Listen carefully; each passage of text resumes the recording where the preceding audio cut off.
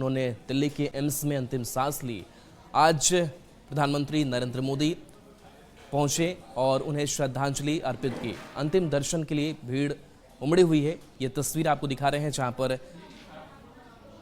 प्रधानमंत्री नरेंद्र मोदी, गृह मंत्री अमित शाह और बीजेपी के राष्ट्रीय अध्यक्ष जेपी नड्डा ने उनके आवास पर जाकर श्रद्धा सुमन अर्पित किया है। तो आज इस शख्सियत को याद किया जा रहा है। मनमोहन सिंह को लेकर के ये दुखद खबर कल देर रात सामने आई और मनमोहन सिंह के निधन के चलते केंद्र सरकार ने 7 दिन का राष्ट्रीय शोक भी घोषित किया है। साथ ही खबर है कि जो कार्यक्रम है केंद्र सरकार की तरफ से शुक्रवार को होने वाले उसे भी कैंसिल किया गया है। राहुल गांधी से लेकर के कांग्रेस अध्यक्ष खड़गे ने शोक संवेदना जताई है।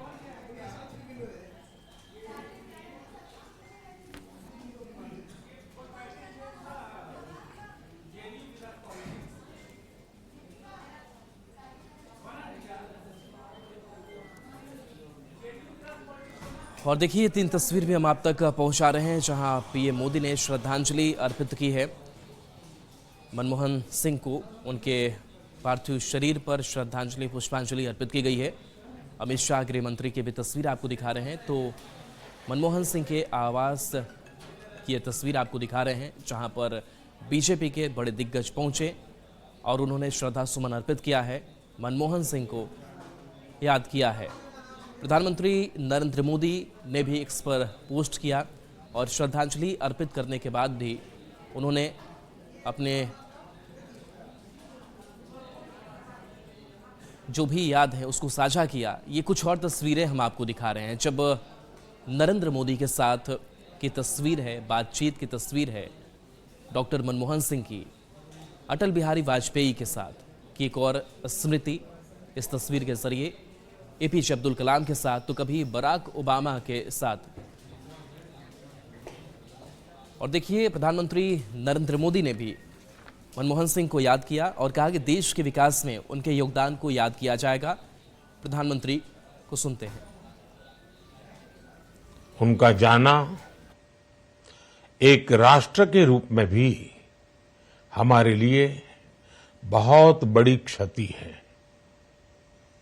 विभाजन के उस दौर में बहुत कुछ खोकर भारत आना और यहां जीवन के हर क्षेत्र में उपलब्धियां हासिल करना ये सामान्य बात नहीं है।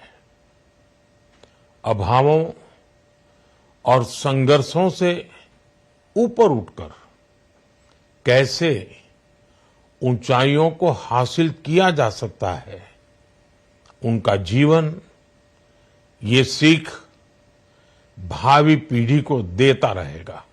अनेक विषयों पर उनसे खुले मन से चर्चाएं होती थी। यहां दिल्ली आने के बाद भी मेरी उनसे समय समय पर बात होती थी, मुलाकात होती थी। मुझे उनसे हुई मुलाकातें, देश को लेकर हुई चर्चाएं हमेशा याद रहेगी। अभी जब उनका जन्मदिन था तब भी मैंने उनसे बात की थी।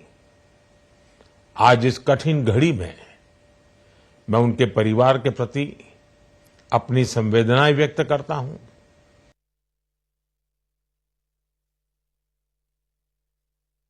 राष्ट्रपति द्रौपदी मुर्मू मनमोहन सिंह के आवास पर पहुंची और उनके पार्थिव शरीर पर पुष्पांजलि अर्पित कर श्रद्धांजलि दी है। तो चाहे गृह मंत्री अमित शाह हो, प्रधानमंत्री नरेंद्र मोदी हो, राष्ट्रपति द्रौपदी मुर्मू हो, जेपी नड्डा हो, इन तमाम दिग्गजों का आज पहुंचना हुआ और उन्होंने अपने तरीके से श्रद्धांजलि अर्पित की है और उनके परिवार से भी मुलाकात की है। और देखिए राहुल गांधी, कांग्रेस के बड़े नेता मनमोहन सिंह और राहुल गांधी ने भी अपने तौर तरीके से याद किया। देखिए उनके साथ प्रियंका गांधी पहुंची हुई हैं और श्रद्धांजलि अर्पित की गई है। और राहुल गांधी भी इस बात का जिक्र कर रहे थे कि उन्होंने अपना मेंटोर खो दिया है। खड़गे ने भी इसे बड़ा नुकसान बताया है प्रियंका गांधी ने भी शोक संवेदना व्यक्त की है। तो बतौर प्रधानमंत्री के तौर पर काम किया मनमोहन सिंह ने, सोनिया गांधी भी इस तस्वीर में दिखाई दे रही हैं।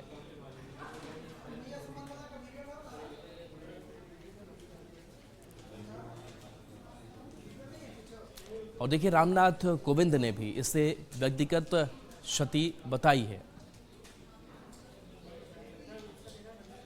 डॉक्टर मनमोहन सिंह जी का हमारे बीच से चला जाना न केवल देश के लिए एक महान क्षति है, बल्कि मेरे लिए व्यक्तिगत भी।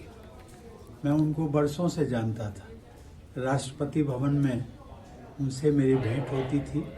वो सौम्यता और विनम्रता के एक प्रतीक थे, भारतीय राजनीति के एक पुरोधा थे, और मैं समझता हूँ कि इंडियन इकोनॉमी के एक आधुनिक निर्माता थे। मैं अपनी विनम्र श्रद्धांजलि उनको प्रेषित करता हूँ और उनकी आत्मा की शांति के लिए ईश्वर से प्रार्थना करता हूँ। और देखिए, मुख्यमंत्री नीतीश कुमार की प्रगति यात्रा होनी है, लेकिन 2 जगहों पर नीतीश कुमार ने अपने कार्यक्रम को रद्द कर दिया है, क्योंकि इस निधन के बाद से मुख्यमंत्री भी मर्माहत थे। उन्होंने भी खुद एक्स पर पोस्ट किया था और पोस्ट के जरिए भी उन्होंने अपना दुख व्यक्त किया था।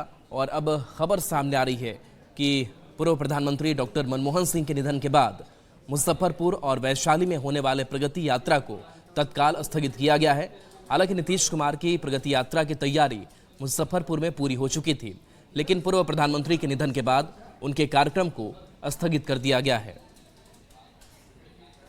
आज की जो यात्रा है और कल 2 दिनों के लिए स्थगित कर दी गई है। पूर्व प्रधानमंत्री डॉक्टर मनमोहन सिंह के निधन के बाद यह निर्णय लिया गया। मुजफ्फरपुर में मुख्यमंत्री की यात्रा के लिए पूरी तैयारी कर ली गई थी, लेकिन मुख्यमंत्री आवास से सूचना आई कि मुख्यमंत्री के का जो आज का और कल का जो दो दिनों का जो कार्यक्रम है, 2 दिनों की जो यात्रा है, उसे स्थगित कर दी गई है। चूँकि पूर्व प्रधानमंत्री का निधन हुआ और उसके बाद मुख्यमंत्री ने निर्णय लिया है कि मुजफ्फरपुर और कल का जो उनका जो यात्रा होना है, उन दोनों यात्राओं को फिलहाल स्थगित किया जाता है। और ये देखिए, मुजफ्फरपुर की हम तस्वीर दिखा रहे हैं कि किस तरीके से तमाम यहाँ पर तैयारियाँ पूरी कर ली गई थी। चूँकि मुख्यमंत्री को थोड़े ही देर बाद यहाँ पहुँचना था। स्थल निरीक्षण के साथ साथ जो आगे पंचायत सरकार भवन है वहाँ जाना था, आश्रय गृह का उद्घाटन करना था, इसके साथ और अन्य कई कार्यक्रम थे और इसकी पूरी तैयारी हो चुकी थी प्रगति यात्रा की, मुख्यमंत्री की आज की। लेकिन पूर्व प्रधानमंत्री डॉक्टर मनमोहन सिंह के निधन के बाद सरकार ने निर्णय लिया और आज और कल 2 दिनों के मुख्यमंत्री की यात्रा को फिलहाल स्थगित कर दिया गया है। कैमरा पर्सन मनीष जुनेजा के साथ शैलेंद्र, न्यूज़ 18 मुजफ्फरपुर। तो देखिए, मनमोहन सिंह के निधन के बाद से कई जो सरकारी कार्यक्रम हैं वो रद्द किए गए हैं। एक तरफ केंद्र सरकार ने भी अपने कई कार्यक्रम रद्द किए हैं। मुख्यमंत्री नीतीश कुमार ने प्रगति यात्रा को रद्द किया है और रांची से अब खबर सामने आई है कि मैया सम्मान योजना का कार्यक्रम जो है वो सरकार की तरफ से स्थगित किया गया है। रांची में कल भव्य कार्यक्रम होना था, रिंग रोड के पास यह कार्यक्रम होने वाला था, लेकिन पूर्व प्रधानमंत्री मनमोहन सिंह के निधन के बाद इस कार्यक्रम को कैंसिल किया गया है। राष्ट्रीय शोक होने की वजह से ये कार्यक्रम कैंसिल किए गए हैं। अगली तारीख की जल्द घोषणा होने की बात कही जा रही है। गौरव हमारे साथ न्यूज़ 18 संवाददाता जुड़े हैं। गौरव, राष्ट्रीय शोक की घोषणा हुई है मनमोहन सिंह के निधन के बाद से, अब कार्यक्रम को रद्द किया गया है जो मैया सम्मान योजना का कार्यक्रम था। अभी क्या शेड्यूल आ सकता है, क्या आपके पास खबर है? बिल्कुल, हम आपको बता दें कि मैया सम्मान का कल एक भव्य कार्यक्रम रांची में रखा गया था। इस कार्यक्रम में राज्य भर के लोग पहुंचने वाले थे। फिलहाल इस कार्यक्रम को इस वजह से स्थगित कर दिया गया है क्योंकि पूर्व प्रधानमंत्री के निधन के बाद राष्ट्रीय शोक की घोषणा की गई है और सरकारी कार्यक्रम होने की वजह से इस कार्यक्रम को फिलहाल स्थगित किया गया है। अगली तारीख अगले कुछ ही दिनों में ऐलान कर दी जाएगी कि अगली तारीख क्या होती है और अगला कब वक्त होता है जब मैया सम्मान का ये भव्य कार्यक्रम किया जाएगा। अगर इस मैया सम्मान की योजना की बात करें तो तीसरे किस्त के रूप में यानी मुख्यमंत्री को पद पर आसीन होने के बाद यानी हेमंत सोरेन 2 का ये पहला किस्त था जहां वो 2500 रुपए प्रति महीने की किस्त देने वाले थे।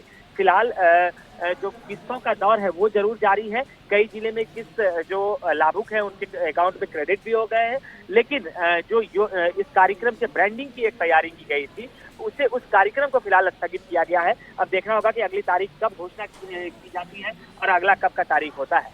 जी बिल्कुल, बहुत बहुत शुक्रिया इस अपडेट के लिए आपका। और चलिए बढ़ेंगे आगे। बीपीएससी अभ्यर्थियों से जुड़ी हुई खबर बताने जा रहे हैं। जो बीपीएससी अभ्यर्थी करीब 10 दिनों से गर्दनीबाग धरना स्थल पर डटे हुए हैं, लगातार उनका आंदोलन चल रहा है।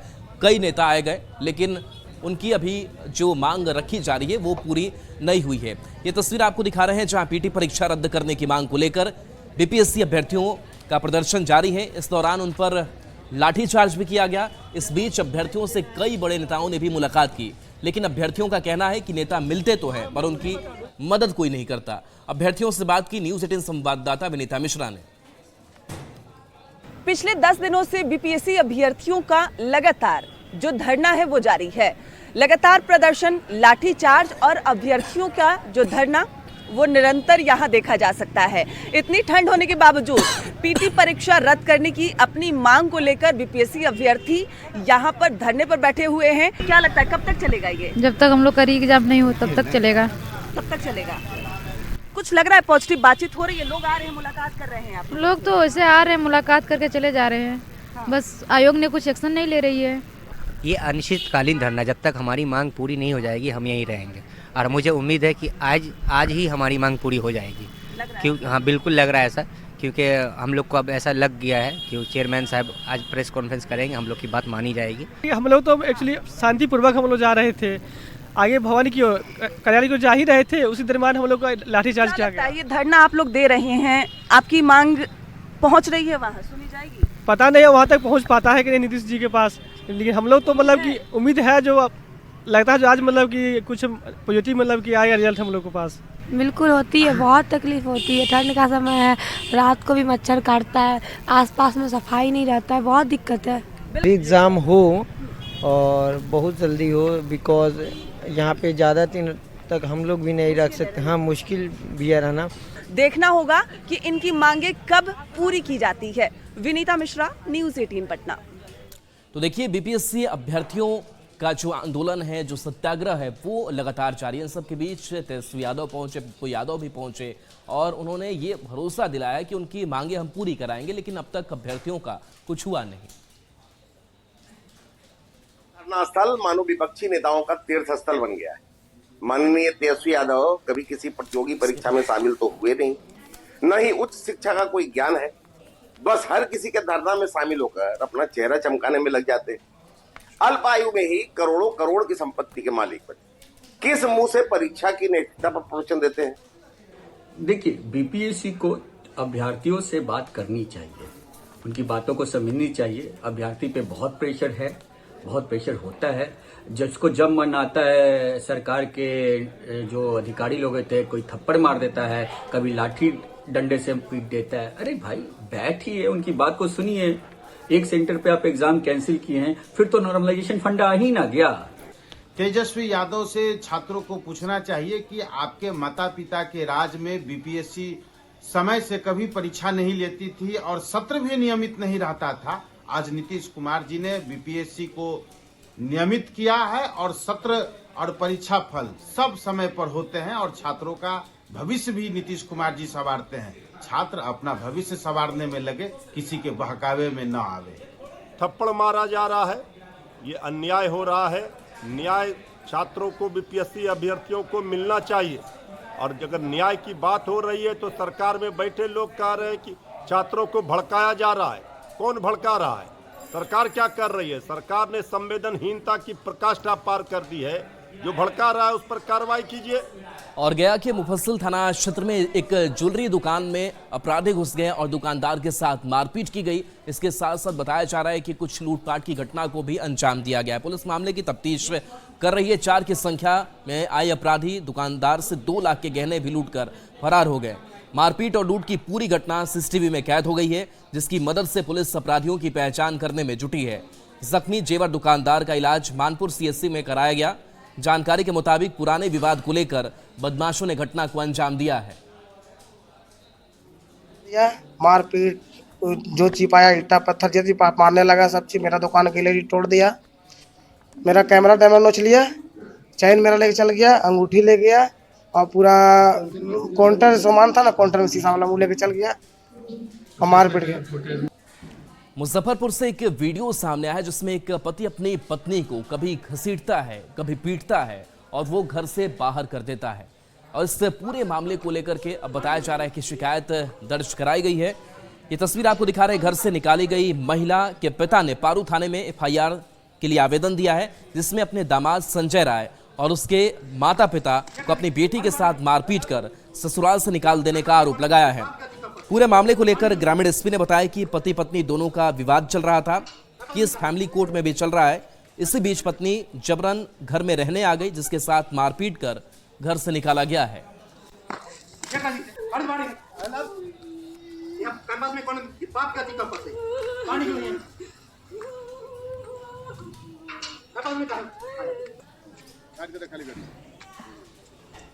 जो वाइफ है वो जबरन उनके घर में गई, उसके बाद से फिर थाना इसमें हस्तक्षेप किया। थाना का भी सहयोग लेकर के और कैसे वो हम लोगों ने कोशिश किया कि उनको हम लोग रखवा लें, लेकिन बाद में जो लड़की के फादर हैं उन्होंने कहा कि कोई हमको गारंटी दे कि मेरी लड़की वहाँ रहेगी तो एकदम अच्छे ढंग से रहेगी, किसी तरह का कुछ नहीं होगा। तो इस पर हम लोग आगे उनको बताए कि ठीक है, हम लोग धक्का मुक्की किया है तो हम लोग एफआईआर कर लेते हैं, और हम लोगों ने एफआईआर कर भी लिया है। आगे उसमें अनुसंधान करके ही आवश्यक कदम उठाएंगे। शेखपुरा में शिक्षक को निशाना बनाया गया। बताया जा रहा है कि गोलीबारी की घटना को अंजाम दिया गया, जिसमें वो घायल हो गए। हालांकि किस वजह से इस घटना को अंजाम दिया गया इसके बारे में पता नहीं चल पाया। शिक्षक पिंटू रजक को गोली मारी गई है। ड्यूटी जाने के दौरान इस वारदात को अंजाम दिया गया। शरारती तत्वों ने 3 गोली मार दी, जिससे गंभीर हालत में सदर अस्पताल में भर्ती कराया गया है। घटना चेवाड़ा थाना क्षेत्र के बसंत गांव के पास घटी है। घटना के कारणों का पता नहीं चल पाया है। घटना की सूचना मिलते ही पुलिस घटनास्थल पर पहुंचकर मामले की छानबीन कर रही है। और सिवान से इस बीच बड़ी खबर है, जहां पर चोरी की घटना चोरों ने अंजाम दिया है और यह चोरी मंदिर से की गई है और इसके बाद से लोगों में आक्रोश भी है। इस चोरी के खिलाफ पुलिस से लगातार कार्रवाई की मांग की जा रही है। मंदिर से मां दुर्गा की मूर्ति चोरी की गई है। 5 किलो चांदी की यह मूर्ति थी, जिसे चोरों ने चुरा लिया है। मूर्ति चोरी से लोगों में गुस्सा है। दरौली के दूबा गांव की घटना सामने आई है। घटना की जांच में पुलिस जुटी हुई है।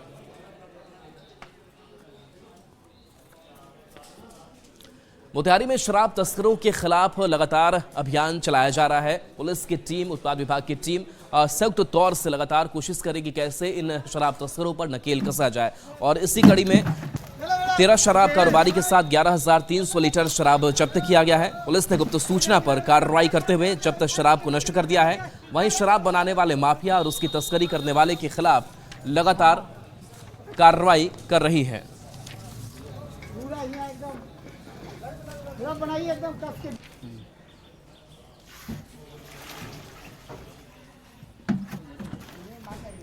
और देखिए, मोतिहारी से खबर है, जहां मौसम के मिजाज में बदलाव देखने को मिल रहा है। आसमान में बताया जा रहा है कि धुंध छाया हुआ है, बारिश भी थोड़ी थोड़ी हो रही है। इसके साथ साथ अब ठंड भी बढ़ी हुई है। ये तस्वीर आपको दिखा रहे हैं, जहां गाड़ियों की रफ्तार पर ब्रेक से लग गई है। कुहासा ज्यादा होने के कारण विजिबिलिटी कम हो गई है। मौसम विभाग ने भी कई जिलों के लिए अलर्ट जारी किया है।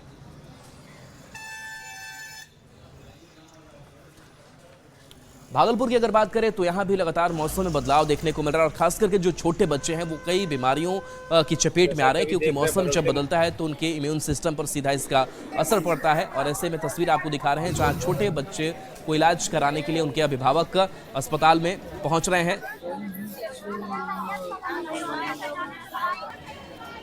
मौसम के हिसाब से बच्चे अभी ज़्यादा बीमार पड़ रहे हैं। इसका कारण ये है कि बच्चे अचानक से गर्म से ठंडी में आ जाते हैं, ठंडी से फिर अचानक गर्म में चले जाते हैं, जिस कारण बच्चे को मौसम का असर पड़ता है और बच्चे बीमार पड़ जाते हैं। आमतौर पर यह भी देखा जाता है कि बच्चे जो है कभी ठंडा पानी पी लिए, ठंडा खाना खा लिए, तो वो भी बच्चे को थोड़ा सा भी अवॉइड करना है और गर्म कपड़े पहना करके रखना है। खासकर शाम और अर्ली मॉर्निंग में जो होता है कि उन लोगों को पूरा बदन ढक करके रखें।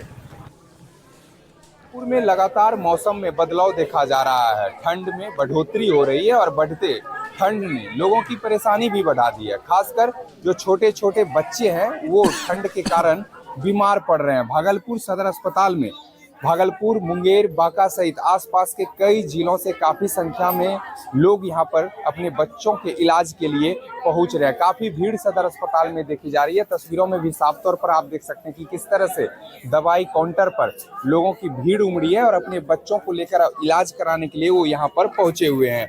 कहाँ से आई हैं? नाथनगर से आई हैं। क्या हो गया है बच्चों को? बच्चों को सर्दी, खांसी, बुखार। कितने दिनों से है? आज 3-4 दिन से। आज आए हैं। आज आए हैं। दिखा लिए बच्चे को? हाँ, दिखा लिए, दवाई लिखे। दवाई लिए तो किस वजह से? डॉक्टर ने क्या बताया? कारण क्या है? कारण क्या, कुछ नहीं बताए। ठंड के वजह से बताए, सर्दी मौसम बदल रहे हैं। इस वजह से बच्चे बीमार क्या नाम हुआ आपका? हमारा आरती देवी। आरती देवी। चलिए फिर से एक बार ये तस्वीर देख लीजिए। भागलपुर सदर अस्पताल की यह तस्वीर है और किस तरह से जिले में जो लगातार मौसम में बदलाव हो रहा है और ठंड में बढ़ोतरी हो रही है, तो ऐसे में जो छोटे छोटे बच्चे हैं वो बीमारी की चपेट में आ रहे हैं। सर्दी खांसी के लक्षण बच्चों में ज्यादा देखा जा रहा है। विकास कुमार सिंह, न्यूज 18 भागलपुर। और चलिए न्यूज रूम लाइव में इतना ही। न्यूज 18 बिहार झारखंड पर खबरें आपके लिए लगातार जारी है।